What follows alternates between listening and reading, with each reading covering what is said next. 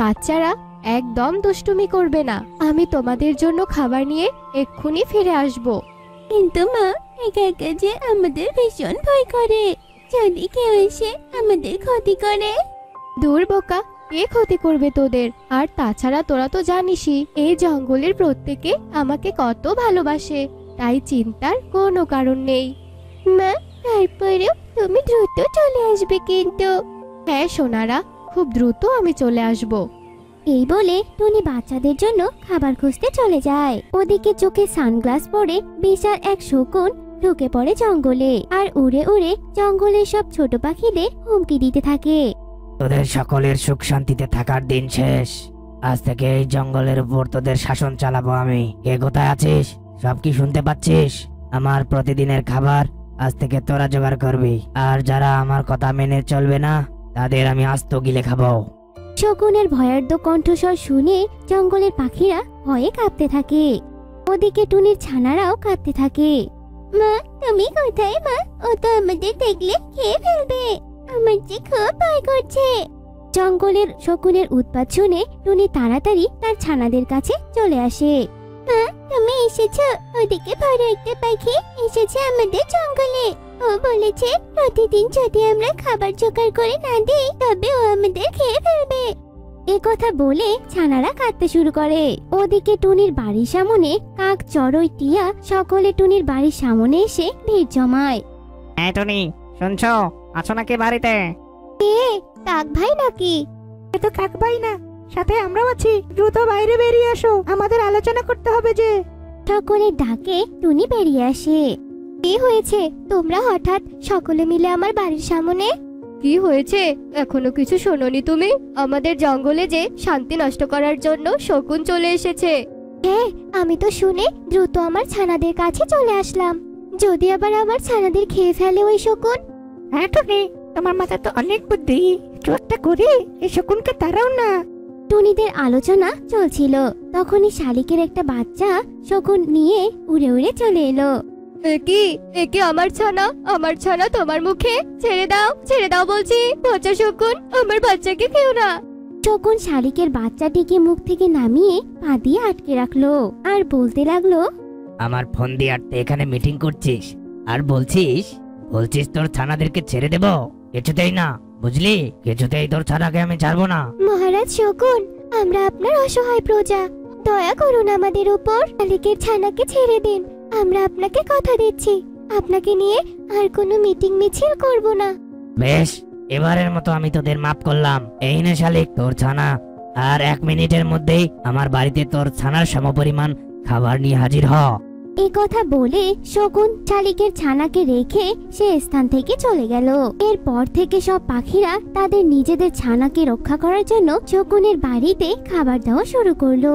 কিন্তু তারপরেও শকুন জঙ্গলের সব পাখিদের খাবার ছিনিয়ে নিয়ে খেত, কাউকে শান্তিতে থাকতে দিত না। আমি মহাশক্তিশালী শকুন, এই জঙ্গলে চলবে আমার হুকুম। কেউ পারবে না আমার থেকে ছাড়। করব আমি সকলের জীবন ছারখার। শকুনের অত্যাচারে সব পাখিরা একেবারে অতিষ্ঠ হয়ে গেল।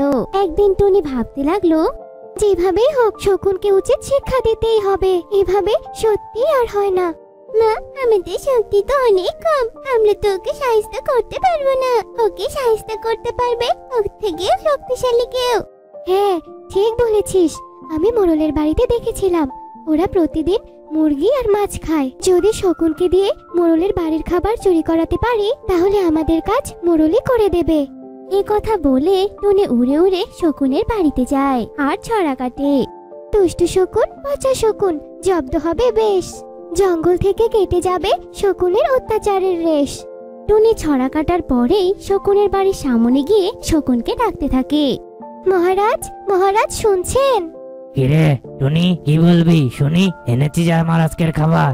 খাবার না পেলে তোর ছানাদের করবো আমি সাবার। রাগ করছেন কেন?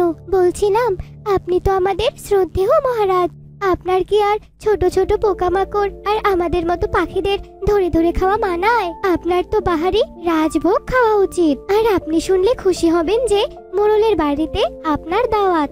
মোড়ল মশাই আপনার পছন্দের মুরগির মাংস, ডিমের কোরমা আরো অনেক পদ রান্না করে রেখেছে। আপনি শুধু যাবেন আর মোড়ল মশাই টেবিলে বসে খেতে শুরু করবেন, ব্যাস। টুনির এমন কথা শুনে শকুনের জিভ লক লক করতে থাকে। হ্যাঁ, বলিস কি রে? আমাকে দাওয়াত দিয়েছে? কবে? কখন? সত্যি বলছিস তো? সত্যি না বললে কিন্তু এই আমি। না না, এ কাজ করবেন না, থেমে যান, নয়তো এসব খাবারের কথা ভুলে যান। তাহলে বেশ, আমাকে নিয়ে চল মোড়লের বাড়িতে, পেট ভরে খেয়ে দিয়ে আসি। টুনি শকুনকে নিয়ে মোড়লের বাড়িতে চলে যায়। এ কি, থেমে গেলি কেন? কি হলো আবার? এই সত্যি করে বল তো, তুই আবার কোনো ফোন দিয়ে আঁকছিস না তো? মাথা খারাপ নাকি আমার? আমি আবার ফোন দিয়ে আঁটবো নাকি? বলছিলাম যে আমি গিয়ে আগে দেখে আসি যে ওনারা বাড়িতে আছেন কিনা। এই না বললি ওনারা আমাকে দাওয়াত দিয়েছে? তাহলে থাকলেই বা কি সমস্যা? না না, তা না, আসলে মোড়লের বউ আপনাকে দাওয়াত দিয়েছেন। মোড়ল তো দেয়নি, তাই মোড়ল থাকলে আপনি খেতে পারবেন না। তাই দেখে আসছি মোড়ল বাড়িতে আছে কিনা। কি কথা আবার? মোড়ল দাওয়াত দেয় না, মোড়লের বউ দাওয়াত দেয়? এ কথা বলেই টুনি মোড়লের বাড়িতে উড়ে গেল আর দেখলো টেবিলের উপরে অনেক রকম খাবার সাজিয়ে রাখা হয়েছে আর মোড়লের বউ পাশের ঘরে বসে গল্প করছে। এই সুযোগ, শকুনকে টেবিল দেখিয়ে আমি যাব মোড়লের ঘরে। মোড়লে শকুনকে বিদায় করবে ছিটিয়ে। টুনি এরপর শকুনকে নিয়ে মোড়লের বাড়িতে এলো। কিরে, খাবার কই? খিদে যে পেট চোচো করছে। ওই দেখুন টেবিলের উপরে কত খাবার। যান যান, আপনি খেয়ে নিন। ও মা, এত খাবার! শকুন এত সব খাবার দেখে আগে পিছু না ভেবে সোজা টেবিলের উপরে গিয়ে খাবার খেতে বসলো। আর এই সুযোগে টুনি মোড়লের ঘরে গেল। মোড়ল মশাই, ঘরে বসে গল্প করছেন আর হাসছেন, ওদিকে যে শকুন আপনার ঘরের সব খাবার করে দিচ্ছে সাবার। এ কি রে, টুনি বলছিস কি? শকুন? হ্যাঁ মোড়ল মশাই, ওই যে আপনার ঘরের খাবার খাচ্ছে। শকুন বলেছে রোজ নাকি আপনার ঘরের খাবার খেতে আসবে। ও মা, আমার এত স্বাদের রান্না, শুনবো না কোনো বাহানা। এখনই যাবেন ওই ঘরে, মারবেন শকুনকে বেঘরে। মোড়লের বউয়ের কথা শুনে মোড়ল একটা জাল নিয়ে চুপিসারে খাবার টেবিলের পেছনে গিয়ে দাঁড়ায়। এদিকে খাবার খাওয়ার নেশায় শকুন খেয়ালি করে না ওর পেছনে জাল হাতে নিয়ে মোড়ল দাঁড়িয়ে আছে। আর এই সুযোগে মোড়ল সেই শকুনকে জালের ভিতরে বন্দি করে। কি, কে আমাকে বন্দি করলো? এই টুনির বাচ্চা, কোথায় গেলি? মোড়ল মশাই, এবারে শকুনকে ইচ্ছে মতো পেটান, পিটিয়ে শেষ করে দিন, নয়তো রোজ আপনার খাবার চুরি করবে। এর আগেও তো চুপি চুপি আপনার ঘরের খাবার খেয়ে যেত এই শকুন। না না, সব মিথ্যে কথা, সব মিথ্যে। কিসের মিথ্যে? হাতে নাতেই তো ধরলাম আজ তোকে। দাঁড়া, তোর চামড়া তুলে নিচ্ছি। এ কথা বলে মোড়ল জালের ভিতরে শকুনকে পেটাতে শুরু করে। ও আ, ও মা গো! মোড়লের এমন পেটানি খেয়ে শকুন জালের ভিতরে মারা গেল। এরপর নিশ্চিন্ত মনে টুনি জঙ্গলে ফিরে গিয়ে এই সুখবর সকলকে জানালো। তুমি সত্যি অনেক গুণী। এতদিন ছিল না আমাদের কোনো নেতা, তুমি আজ থেকে আমাদের নেতা, হবে না আর কোনো কথা। কি বলো তোমরা? ভাই শালিক, এ ব্যাপারে আমার নেই কোনো আপিল। এখন থেকে টুনি আমাদের নেতা, আর কোনো হবে না কথা। শকুনকে পরাজিত করতে পেরে শেষমেশ টুনি সকল পাখির নেতা হয়ে যায়। এরপর সব পাখিরা জঙ্গলে আগের মতো সুখে শান্তিতে বসবাস করতে থাকে।